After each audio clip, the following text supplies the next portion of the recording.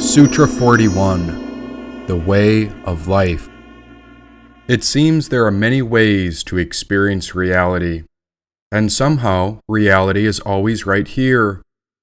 After death, Mr. Kismet and Forgiveness stayed with me until my spirit was led by the 11th Bhumi to a great sun door. The 11th Bhumi was life, and all of existence together. Such a beautiful and perfect expression of creativity and magic, and so I wanted to stay with this Bhumi forever. As I sat beside her in front of the sun door, I had to think about what I wanted to ask. After everything I'd come to know and gone through, I suppose I was a bit overwhelmed, since my last life had just passed.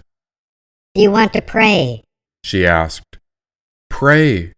But I thought you pray to God when you need hope or strength to appear. "I am God and life, so pray with me, not to me. I am right here." She paused and giggled. The only mistake we can make in prayer is thinking that God is not there.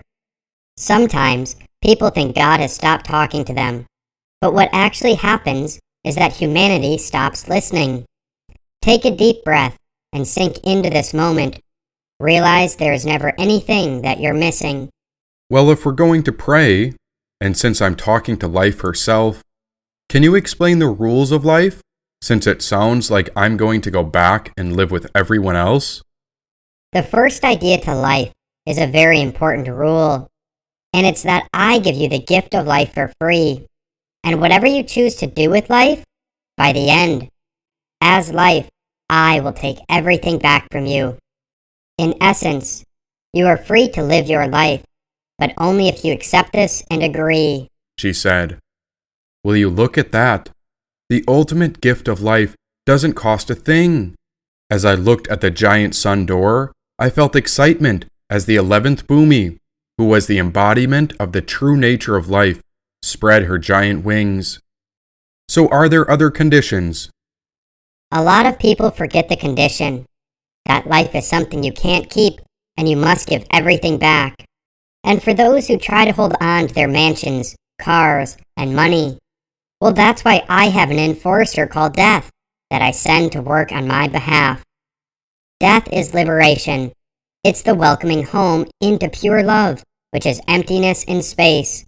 It is the reunion, a celebration, and a rejoining back into the peaceful and heavenly state, she said.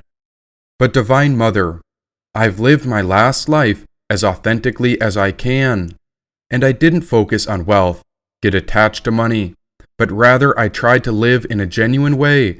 So why do others mock me as I lived as a simple man? Because they're shitheads. Because they filled their lives up with junk and stuff until their death. You all have the power of my universe and cosmos within you. This happens by the power of my holy breath, she said. But then why does sickness exist? Why does our health in a body eventually worsen? Why can't everything just be pure and peaceful? How can I make sense when I see people suffering, or when cancer attacks a person? I don't see a sick person, or an infected person, or a dying person. I'm in oneness, so I'm just with them, not trying to fix them. We're just being ourselves, and I'm here with them until they wake up and remember it. Usually death is that awakening moment, and once you get through life and death, you realize that no one is excluded. And so when you see someone who's sick, suffering, or getting ready for death, I see a golden Buddha, she said. It was silent for a moment, since God was the smartest one to have ever existed. She was the ultimate servant, because the miracle of life is what she had come to give. With that being said, I myself, as the embodiment of life, am curious about human health care. These world leaders are really quite clueless as to how the spirit works. So let us come together and make that our prayer. She paused, and so I followed her, while I brought my hands together in prayer over my spiritual heart. Beloved humans, I am not separate from you, your own body and mind, or the creatures and plants that are indeed living aspects of the nature of my truth. May you encourage healthy lifespans. May you release and let go of your prolonging of the misery of death. It seems there are spirit souls who are concerned over prolonging life when people are not feeling their best. May you cure the wicked health system that increases sickness. Why, it seems the health system, food, and ingredients of the manufactured goods actually escalate disease. Why, my world has been overtaken by merchants of death. And so I'm sending down an angel to protect my earth and restore peace. And for the humans with shit in their heads, may the current events be a reminder that you humans are not in control.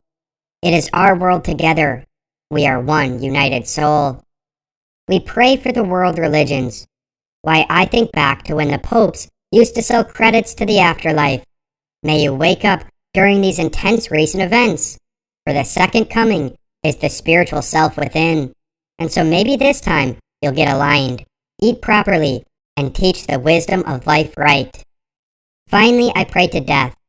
May we all learn to exercise the death that lives within us. Why, death is not something to be feared, but in death we can trust. If you want to practice death, practice allowing the bad habits to die. Practice allowing anger to die so that you can find peace.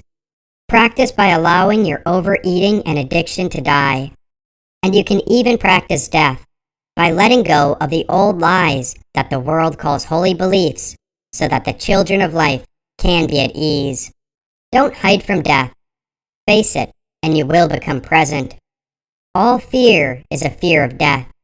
Remember that you are all spiritual beings that travel beyond the body after life, and so I will always see every creature, plant, and human as luminescent, said the 11th Bhumi I'd come to know as life.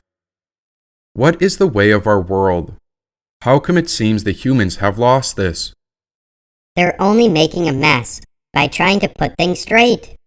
You're trying to straighten out a wiggly world, and no wonder you get yourself in trouble. So you can't do anything. So you can't transform yourself. And what can you do? What happens then?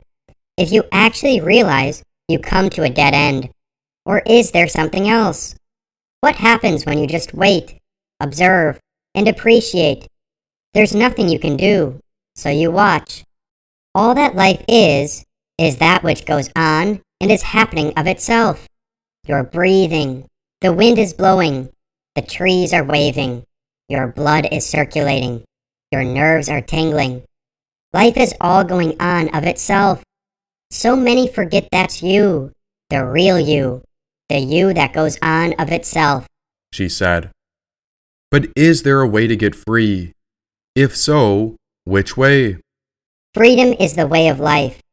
But you must accept the fact that there is no help, but self-help. I cannot help you gain freedom, since freedom exists within you, said the Bhumi. Can I ask you about the state of our current world? So many people exist in hopelessness. Is this the end of it all? Is this the apocalypse? The end is the beginning, and the beginning is the end. The doorways between worlds open before the dawn at the sun door, and it's beyond what an individual can comprehend. Shamans see these current times as very exciting. After all, a phoenix knows that it must burn to the ground before its transformation rises. Trust that the shamans will dream us into a new world, a great world, a united world. So who knows what beauty is approaching over the horizon, she said. Then I suppose everyone makes it through life. Or does no one make it through life? The mortality rate is 100%. No one survives. But once you die, I always open the sun door for those who want to head back into life, she said. So in the way of life, it's free and it doesn't cost a cent. Then what is the value if nature doesn't cost anything? Let's just say it's heaven sent, she said. So no body or person pays for this life. But then why is humanity caught in such a sick system? They're obsessed with money, riches, and all sorts of stuff. It's because so few listen. I grow all the food. I give them all they'd ever need. But men have grown to become worse than the most wicked beasts as they give into their ego's excess and greed. Every excess becomes a vice, and so the wicked ones will pay the price. You see, the human man is an interesting species. That's why I call this great play the dance of life. You can live your life to the highest or lowest. You can crash and burn, or you can live life right. From Gandhi to Hitler, everyone is born with a genius, which could be called our demon. And this is the divine spirit that lives within. You can learn to unlock your greatest genius and become a saint. Or you could team up with your demon and run wild as you engage in all sorts of atrocities, debauchery, and sins. Will you discover the secrets of the universe and learn to harness the cosmos with your mind? Or will you get lost in the hoarding of material things and live your life spiritually blind? I don't judge, but rather I love watching the play. That's why I wait at the great sun door. I am the morning star and the bringer of the light and day, she said. Then each of our lives is the path upon the way of life. And in life, there is no way out. So we're all going to die. But is there teaching that will help us face death better to understand what the purpose of life is all about? Let me show you a few examples. First, we begin with all life upon the earth, which can be thought of as a practice to acquire fearlessness, courage, and bravery. And so you learn to challenge demonical beings.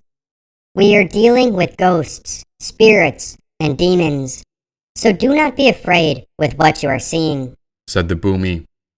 I'd already forgotten the question I asked, but before I could take it back, we entered into a great vision, where it went pitch black. As if assuming thousands of different shapes, I saw how beings of the spirit dwell in trees, rocks, valleys, lakes, springs, humans, animals, plants, and many other places. Some were bent on mischief, some were thieves of the vital breath, but I began to wonder if life was something like a great test. Some beings wander for pure pleasure across forests and high barren hills, and every life traveler risks being confronted by different spirits, be it a benevolent angel or a mad demon, as they walk upon the road of life. As you feel into the space, you are in tune with what the medical world would call schizophrenia. You are feeling into the unreal, which is invisible to normal eyes, and so you are aware of all hidden phenomena. Not to say everything that you are feeling or aware of is absolutely true, for these visions may perplex the mind into states of disorganized speech, thinking, and delusions, but rather we can see this phenomena like a mirror, as if it's reflecting aspects of me and you. A hallucination is seeing or hearing something that does not exist in the relative world. You may feel as if eyes are everywhere, watching from all around, and so this is the entry into the hidden world, which to normal humans is never found. If a human discovers this place, whether intentionally or unintentionally, it can shock them and overwhelm them, and so they may get caught in psychosis, madness, or be extremely scattered mentally. Substances like psychedelics, DMT, or even herbs like cannabis can bring a human to roam in this space, and although the human eyes cannot perceive it, the senses and mind can wander around freely in this place. And if a soul finds themselves stuck, the best advice I can give is the Eightfold Path. This will teach you how to tame the mind, and then you can return to normal human life at last. Now some people come here on purpose, and great lessons can be learned. This is the place where all karma is kept, where miracles can occur, said the Boomy. How? Through the pineal gland, which is the inner eye. It's at the very center of the brain, and DMT is naturally created within the human body by design. DMT is naturally released in 3 aspects of life: when we are born, during childbirth, and when we die. In essence, it is the spark or flash of the soul that carries us throughout our lives. Great yogis cultivated this energy through wheels called chakras, and so they move this energy from the root of our spine through the heart and into the mind. They learn to ignite the pineal gland for powers, healing, and miracles. But much of this truth has been covered by the wicked and corrupt leaders as they seek to control mankind, said the Bhumi. Beside me was life herself, and she was the great magician. As long as I had time with her, then I would try not to speak and only to listen. With the gaze of her eye, she could subdue any spirit, and there were dangerous neighbors that she turned into obedient servants with the snap of her fingers. Wherever she walked, a glowing trail of light and stardust would linger. There were many sorcerers who tried to compete with this art, but whenever the Earth Bhumi walked by, they would bow, for she was the incarnation of the cosmic heart. Most of the humans we passed were unaware of psychic training. They were clueless as to the power of the mind and spirit, and all the decent sages bowed in respect to the Bhumi, and it was easy to tell which ones were wicked because they had come to fear her as she posed a great risk. See, this is a sort of challenge, something we're willing to endure. Maybe it could be viewed as a falling out, but you mustn't be afraid when you live a life that is pure. Though these next rites are very different from the concepts of life that we first spoke about, though they may appear ridiculous or even repugnant, according to our ideas as celestial beings, their purpose is useful or lofty, such as liberation from fear, awakening feelings of boundless, practical compassion leading to complete detachment, and finally, to spiritual illumination, said the Bhumi. There we walked into the valley of darkness and shadows, and as it happened, it was not infrequent that innocent men and women would stumble upon the Bhumi and recognize her. Lama, said the innocent man as he bowed and touched her feet. Then the Bhumi touched his forehead as he began to glow, for his entire way of life would change, and his spiritual eye was open to knowledge he had never come to know. I could see into his future, and now he would be led into a spiritual life. He begged the Bhumi to be a disciple, and so I could see that he had new inspiration to live life right. Some simpletons were turned away and sent back to their villages, while the Bhumi gave them good advice regarding morality and the practice of goodwill towards everyone. Some of them came closer to progressing towards enlightenment and would be well favored by the teachings. Then came a man who was very sick and ill, and he begged the Bhumi and said, "Great Lama, there must be a cure for the sickness that has been instilled." Of course. Do you see that solitary, gloomy ravine? It is supposed to be haunted by evil, non-human beings. Go tie yourself to the sacrificial tree or to a rock at night. Then call upon the ferocious spirits and let them feast upon you. However terrified you may feel, be compelled and bind yourself to the tree until sunrise. After that, the sickness will die. The man was so desperate, and so he followed the great Bhumi's command. And as we walked away, I did not quite understand. Will he be cured? Sure. Sometimes the disciples must remain bound for 3 days and 3 nights, or even longer. By fasting, sleeplessness, and experiencing the conditions of utter weariness and starvation can usher in hallucinations. You've heard of cancer. Well, think of how it works. Cancer is part of an individual person's body, but the cancer's behavior has turned berserk. The cancer cells don't realize that in order to survive, they need a host itself to live. The rest of any organism is constructed in a way in which all the cells work together to keep the host alive. Cancer can be beat, but you have to trick or convince the cancer cells to realize that they themselves must push for the host's survival. and so the cancer cells can learn to undergo their own suicide. If the cancer or sickness doesn't cooperate, there are many medical methods that may help. And for the man who went off into the dark, he's facing death to kill the parts of him that are feasting off his own higher self. Take a moment and imagine the earth. There are many people who behave similar to cancer. They have forgot that we need to coexist with the earth. Otherwise, they are killing the land they live upon because they don't understand her. What is happening upon the earth today is a purging, and so the earth and its people will ultimately be alright. But in order to get rid of the infected cells, we've got to convince the wickedness to kill itself by the way in which they fight. When the dust settles, the planet and beings will come back into harmony. Do not be afraid. The spirit of all goes on eternally, said the Boomy. But why would they die? It's not right. It's life, and all those who die are killed by their own fear. If countries fight in battle, it's because they've lost sight of their own peaceful nature, and so they will die by war.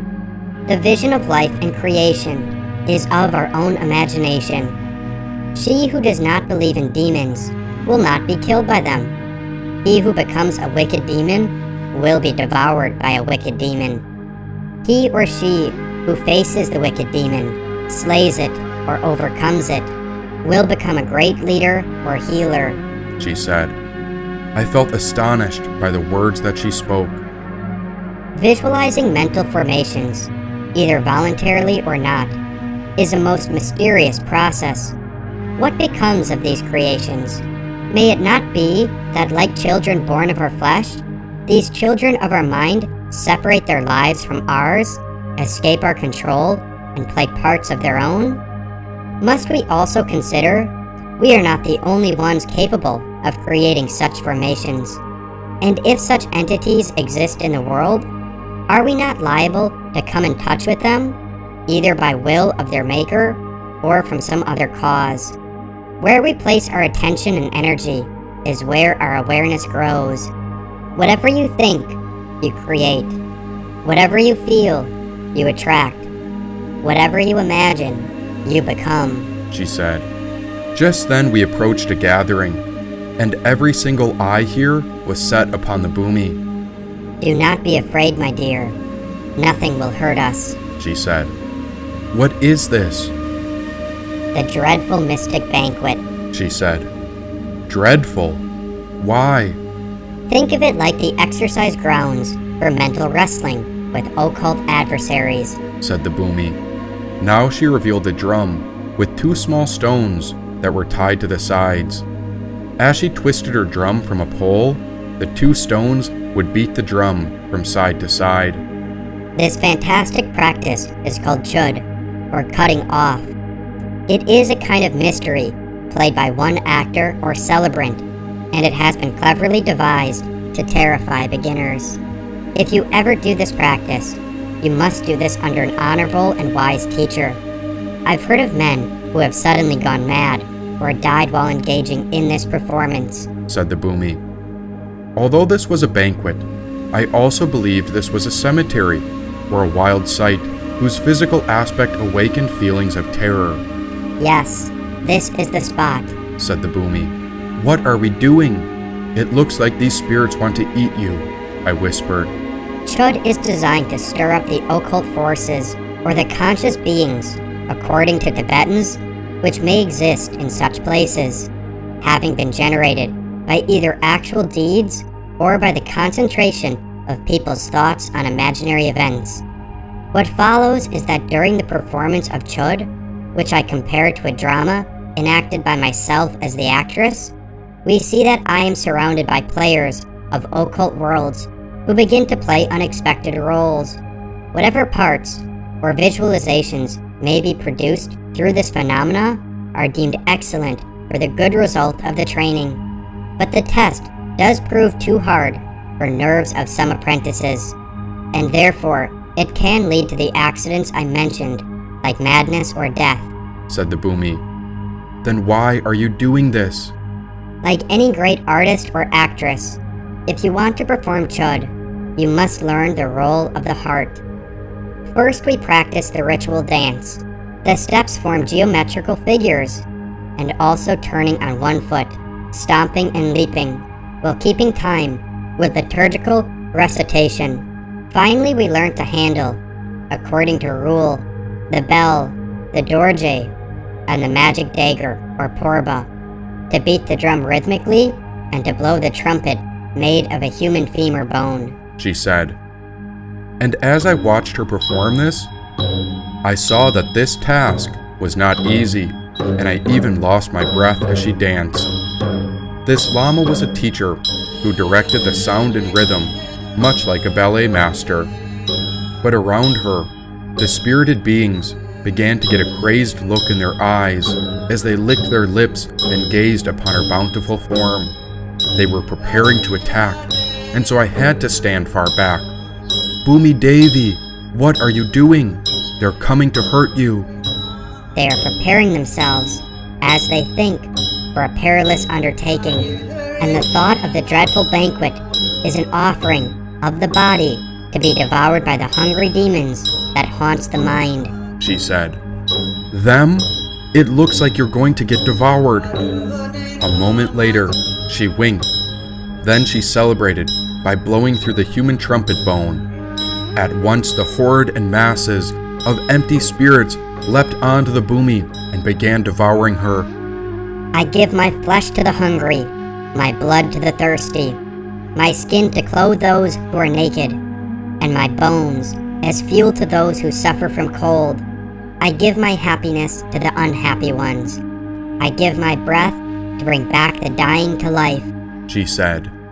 The act of this mystery began as a red meal, followed by a black meal, and once there seemed to be nothing left, the vision of the demonical banquet vanished, and the laughter and cries of the ghouls died away. Utter loneliness in a gloomy landscape succeeded the weird orgy and the exaltation of the dramatic sacrifice. Bhumi Devi, Mother of Earth, why would you let them devour you? Divine Mother, you must come back. And so I fell to my knees to pray. Then a single tear fell from my eye and rolled down my cheek. Pray with me, not to me. I am right here, she whispered and giggled. As soon as the teardrop touched the ground, the goddess appeared. Like I said, the only mistake we can make in prayer is thinking that God is not there. Remember, when people think God has stopped talking to them, it is you who have stopped listening. Take a deep breath. I have not gone missing, she said. At once, Bhumi Devi arose from the darkness as the greatest light the world had ever seen. As a feminine deity, I saw Tara in her 21 forms, which personified our will together, and so she sprung forth from the top of my head and stood before me with a sword in hand. Bhumi Devi, I don't understand. The shadow is the greatest teacher of how to come to the light. I don't ask for suffering, but when it comes along, it certainly turns out to be grace, she said. From there, she pulled us high into the universe as we rose back up to the sun's great door, looking down upon the earth, while the entire land was with her, and with just one strike of her magical dagger, an earthquake rattled until she withdrew her sword. I give them my body. I give rivers and breath. The sacrifice we offer to life is exactly what we get back. Everything you give is what you will receive, and so I give everything to the people, creatures, and plants of earth so that they have no other needs. I feed every being, no matter if they are wicked or righteous. But let me tell you the one great truth. No one will ever conquer the earth, no matter who tries to fight it. I am that great mother. I am the one who gives up my body so that the children of life may grow. I am her, Bhumi Devi, and so Taramandala is where you will find me, if you will go, she said. With that teardrop, I saw the clouds upon earth began to rain. How could anyone understand the path of life? Why, if they had heard me speak this in truth, They'd call her and I insane, but I believe in her, and she believes in me. In union together, the soul is always free. Before you depart upon your new life, I want to show you one more story, and so we will go back to the original garden where the story takes the form of an allegory, she said. And so in an instant, without moving, we traveled to an ancient past, the Garden of Eden, long before the rest of humanity amassed. It was pure and perfect, and there I saw a being with wings, overlooking the people, creatures, and plants. You are he. Lead us to return back to this garden. This is your duty. Do this until it is finished, she said. What happened to this great garden? The masculine stole my fruit. They tried to profit off my land, but I am her, Tara, and the earth is my mandala, and I can wipe the people off the planet with just a single swing of this sword in hand. Thus I have heard that some humans realize the soul is equal, but they say that the marketplace is not. And so it is the humans that have created this wicked system that benefits the fortunate, the privileged, and the wealthy. But I own them, and this is something they have long forgot. Few people have billions, while the majority of the world is in debt. Dear Billionaire Boys Club, better fix it quick, because I'm waiting to devour you after death. You take what I offer the world for free, and you mark up the prices. You manipulate the people, the industries, and cheat the markets. While the world is starving, you cruise around the world on your mega yachts and private planes. Committing rape and sexual abuse on private islands, you ought to be more careful, because in time, you're going to feel my rage. The world leaders are sick. They make me want to scream and destroy the human man. But I'll let death take them. Or if they don't fix what they started, then I'll erase everyone from the land. They think they're so brilliant, using intellect to hoard money, creating pyramid schemes and business models that create so much waste and plastic goods, all to increase profit and money.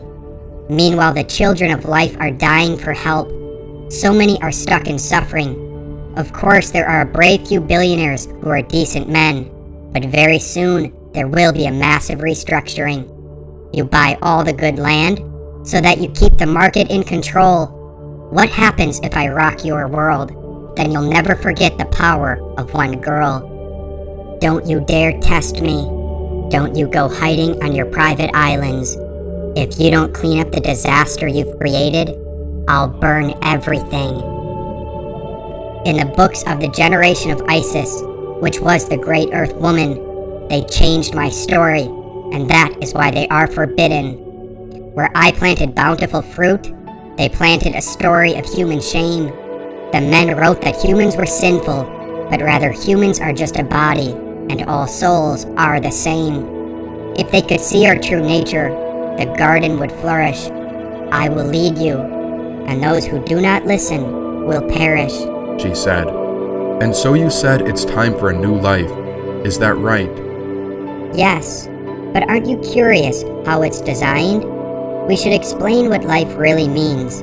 So to start, life is like a dream, but the way of life is always open, and so it is not quite as it may seem, she said.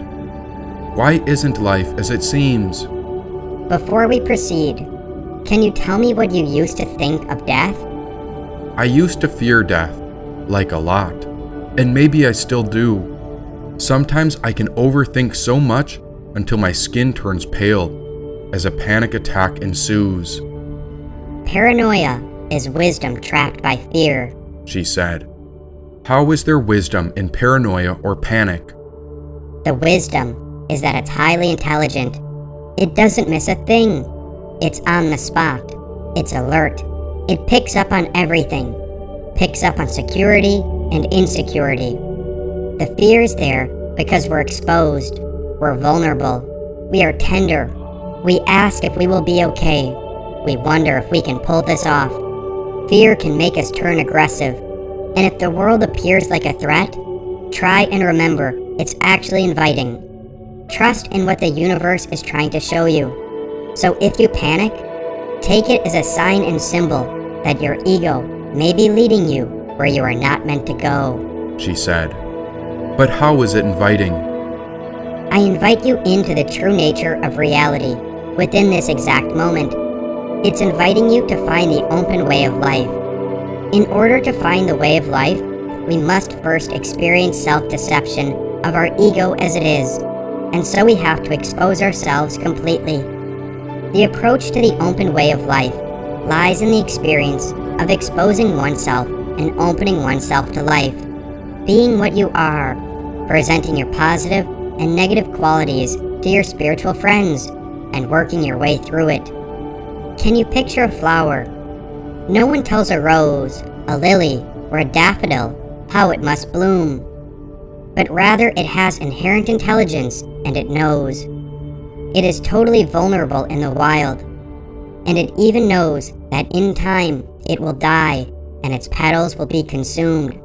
But still, my flowers bloom. It grows to show that there is inherent wakefulness within life that the soul always knows. The problem lies in the fact that we are always trying to secure ourselves, to reassure ourselves that we will be alright. But death is the truth, and it always comes in life. We are constantly looking for something to hang on to, and this grasping creates suffering. Paranoia is often the ego's attempt to secure itself, and it's as if the seer within is pulling us along a different way. It's as if it's guiding us to the open way of life. But that struggle between the seer, or the higher self, and the ego creates a sense of friction. That friction can manifest as paranoia, panic, and anxiety, she said. But sometimes in life, we may even punish ourselves by trying to find the way when we can't seem to find it. We try to get it, and even if we try to avoid self-deception of the ego, we may try to force our way into a certain path or a trajectory. But in time, we keep finding that the chain reaction goes on and on and on. It's the chain reaction of overlapping paranoia. What do you make of this? Is there a right way? Having discovered the ego's way of self-deception, we suffer from tremendous paranoia and self-criticism, which can be helpful. It is good to experience the hopelessness of ambition, of trying to be open, of trying to cheer ourselves up, because this prepares the ground for another type of attitude towards spirituality. The whole point we are trying to get at is this: when are we really going to open? Really open. This is how we bloom, she said. So how do we do it? I'm afraid each of us has to go through this journey individually. Some may seek enlightenment in a frenetic manner. Some may be convinced that there is a path for them, but they believe something is wrong, and they have to work on themselves, and they find themselves in a chain of overlapping defeats. Okay, what's next, they may ask. They become so busy and obsessed, and so they pray, meditate, and ask, do you have any suggestions? But I say, I can't give you an immediate solution because I don't know your problem. And so I ask, which part of you does not function? What parts of you do not work? They may say that they aren't getting any results. You see, each time they try to work their way out, as all the teachers and gurus tell them to do, they try and try and try, but there doesn't seem to be an end to the problem. Things may keep going wrong. They may try a new diet, a new practice, a new meditation, as much as they can do to achieve more, faster, and better. But the same familiar problems can come back again and again. They may say, maybe I have bad karma, or maybe it's because I'm the black sheep, and maybe I need to go on a pilgrimage to India and fall upon my knees. They may even say that they need to make a sacrifice. They say they could starve themselves. They may be willing to take up any vow because they really want to get it. They ask if there are any books. They say, isn't there some medicine? And they may even say, I'm in terrible shape. I'm in despair. Weeks and weeks could go by, and they'd keep examining, but it can be the same and same again. So what is wrong? In fact, nothing is wrong at all. This attempt at trying to get over something, or to get somewhere, is in itself wrong, because it's such an intense concentration on one's own self, on one's ego. Now there is a key to get out of this prison of the ego, and it is called compassion. We must first develop compassion for ourselves, then for others, and after that, the open way of life begins. Compassion in this sense is the idea of clarity, which contains fundamental warmth. You can trust everything, and you can begin to trust yourself and have a compassionate attitude. If something bad happens, be open to what it is showing you. And if something good happens, be open to what it is showing you. Compassion in this sense is not feeling sorry for someone, but it is basic warmth. Whatever you are doing in life, it is not regarded as mechanical drag, but life is a delightful and spontaneous thing to do. It is the continual act of making friends with yourself, said the Boomy. And I heard that in order to have a friend, you've got to be a friend. Right. And when you become friends with yourself, you can share that relationship with the world. So compassion becomes a bridge to the world outside. Trust and compassion for oneself brings inspiration to dance with life and to communicate with the energies of the world. Lacking this kind of inspiration and openness becomes the path of confusion and desire, a constant grasping for things, which leads to suffering. Because when you get what you want, you end up suffering because eventually you must let it go. And when you don't get what you want, you suffer because your wants aren't fulfilled. But when we are open, we find a sense of contentment of whatever comes. If something comes, let it come. If it goes, let it go. Otherwise, one remains trapped in the desire to improve oneself and the desire to achieve imagined goals. If we feel we cannot achieve the goal, we suffer despair and self-torture of unfulfilled ambition. Compassion has nothing to do with achievement at all. It is spacious and very generous. The spaciousness and generosity is like sitting with a dying person. There is nothing to gain, but you are there, and there is a possibility for warmth among such an excruciating situation. When a person develops real compassion, it is without direction, without the idea of it's for me or for them. It is filled with joy, spontaneously existing joy, in the sense of trust, in the sense that joy contains tremendous wealth and richness. We could say that compassion is the ultimate attitude of wealth, and the anti-poverty attitude is a war on wants. Compassion contains all sorts of heroic, juicy, positive, visionary, and expansive qualities. It is the attitude that one has been fundamentally rich, rather than one must become rich. When we look at the sun and say, I am rich. When we drink water and say, I am rich.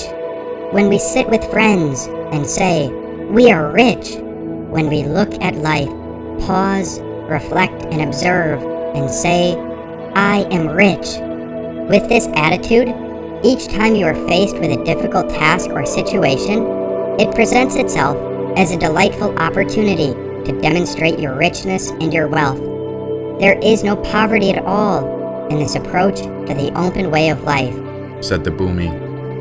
So the way of life is about being open to life, and even to death, I suppose. The path to the open way of life starts with tremendous generosity and openness, which is the surrendering process.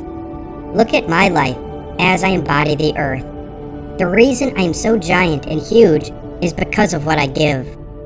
As earth, I am a precious jewel of our universe because I let people, plants, and animals feast upon me in order to live.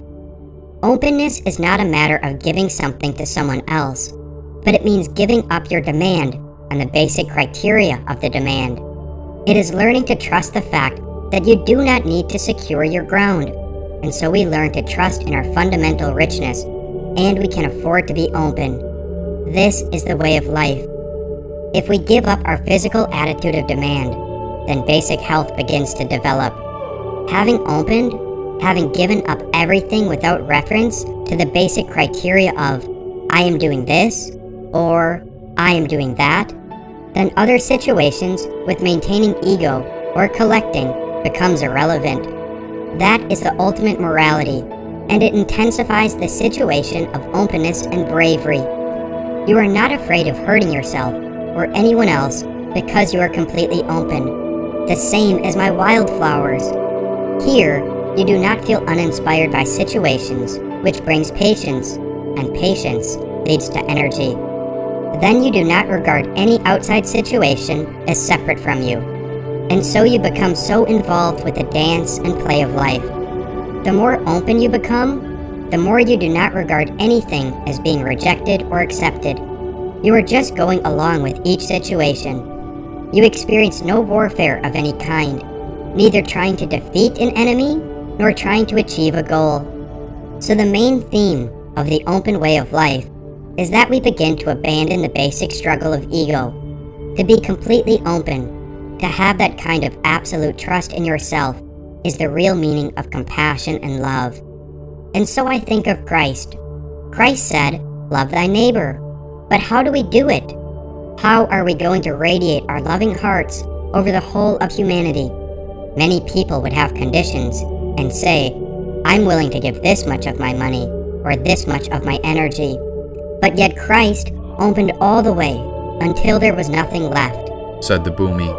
I hear what you're saying, but when you put it like that, well, life is really quite the dance.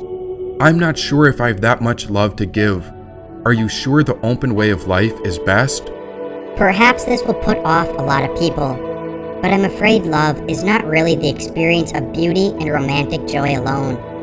Love is associated with ugliness and pain and aggression, as well as with the beauty of the world. It is not just the recreation of heaven. Love, or compassion, is the way of life. It is associated with what is.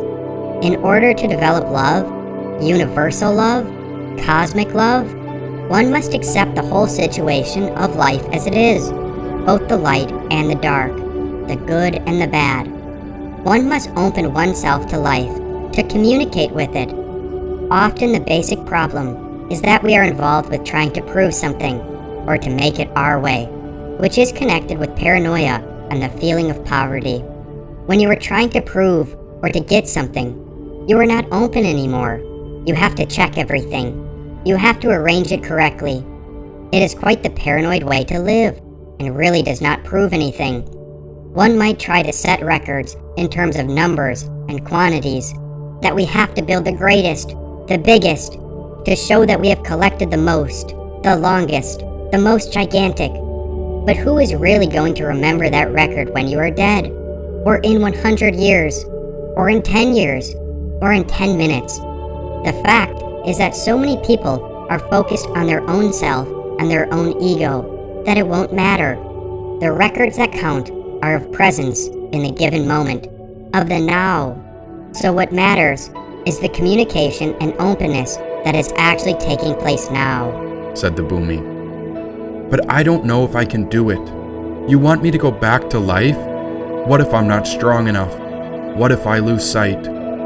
I've seen you thrive in the darkest times, and I want you to know that you are pure magic. What you have endured will allow you to provide medicine to the world. Live this life, and you will embody alchemy of the psychosomatic, she said. But what are the other options? Is there another way? Of course, paused the Boomy. Live to die, or never see another day. There behind us, opposite of the great sun door, was an opening into the beyond, and it was dark, empty, and there was no dawn. This was the absence of life, and it seemed even worse than death. And now I began to see how the open way of life was pure magic because of everything that we get to feel, and so all of us are truly blessed. To live is to be brave, and this means we are willing to awaken to the innate power of the ultimate. It is this power that increasingly overwhelms the finite self with the infinity of totality. This journey, such an epic story of one soul, becomes something that moves us in the heart and cannot be reduced to having an idea in the mind. The power which moves the heart is called Shakti, and this vibration is Spanda, or the vibration of my universe. Finally, when the experience of realization matures sufficiently, the soul comes to the startling assertion and states, I am Shiva, I am the All. And as your goddess, as the Bhumi, I plead with you to relate with this great secret so that you may obtain this I. Not the I of the ego, but rather the I of infinity. Look at the spelling of life. It has one I. This is the I within it. As soon as this is known, the power of consciousness penetrates into the level of awakened consciousness and obtains, knows the state of identity, the state of fullness of the higher self, the state of oneness. The rejoining or relinking back into the divine is the true purpose of the open path of life. Anyone who obtains this results in two kinds of contentment. The first occurs as the result of absorption and results in the attainment of magical powers. The second kind of contentment is brought about by the achievement of the condition of conscious heartfelt realization and results in the attainment of life freedom. The attainment of the heart corresponds to the attainment of the liberating power of Shiva, which grants freedom and unveils the ultimate reality. This is the highest religious goal implied by the phrase of conscious realization. The attainment of liberation can only happen while living in life, which is the heart-field realization of the innermost self. Thus, the living being becomes the sovereign lord or universal monarch of all conscious subjects, and is the fit recipient for the knowledge of the Supreme. This liberation occurs because grace has entered into a person, and so the person receives the supreme descent of energy. From the intense power that develops from a constant practice of absorption, the practitioner is allowed to express their own self through whatever form of divinity is desired. This person experiences the many aspects of divinity as residing in the identity within their own body. And yet, even at the end of this long journey, it is clear that we have barely touched the surface of this rich tradition, said the Bhumi. To live or to expire, to feel nothing or to feel something, to tap out or to reach into the well of existence, to see if we can relink humanity with divine blessings, to be or not to be. That is the question. I turned away from the void. It was not just I, but there was a certain feeling that heaven and earth should be joined. There before us, the cats and I walked forward and turned the handle upon the great sun's door. Well, I wonder what's in store. The journey's mythic end is the sun. The shaman flies through the sun door to the realm of the eternally awakened consciousness. The very act of sacrifice into the sun's fire of initiation makes it possible for the sacrificed one to enter the realm of the immortal. The solar region is beyond time and space. Those who have died and been reborn have realized the dual unity of the mortal and immortal aspects of human existence. The fire of transformation burns away all that is transient. The raw sun then receives the immortal's liberated spirit. In many mythologies, the Father above is the sun, yet sometimes the sun is seen as feminine. But all in all, it's all one. Sub-Ek.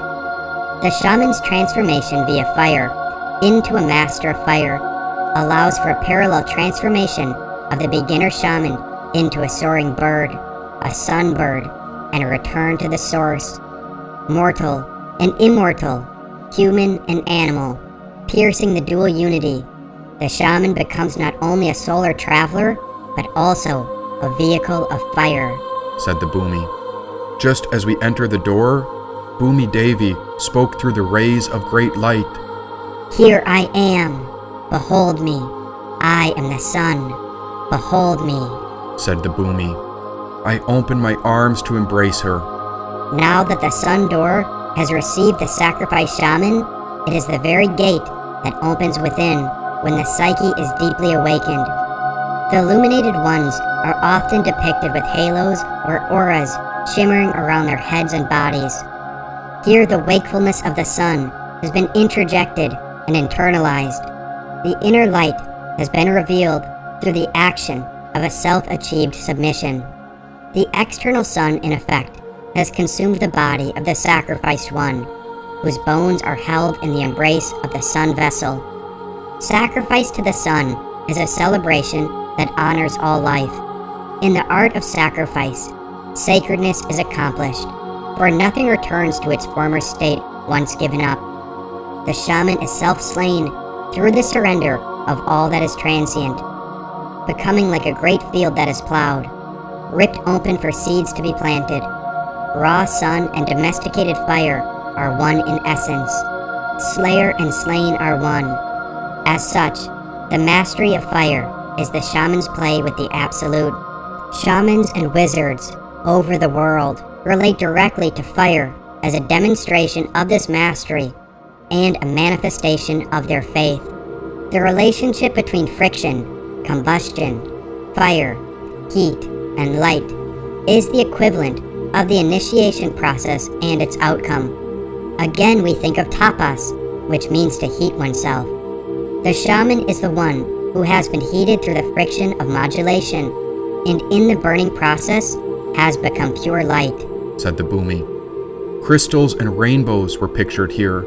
This crystal was a powerful object, which had encoded within it the soul of my deceased life, which would come into a new form.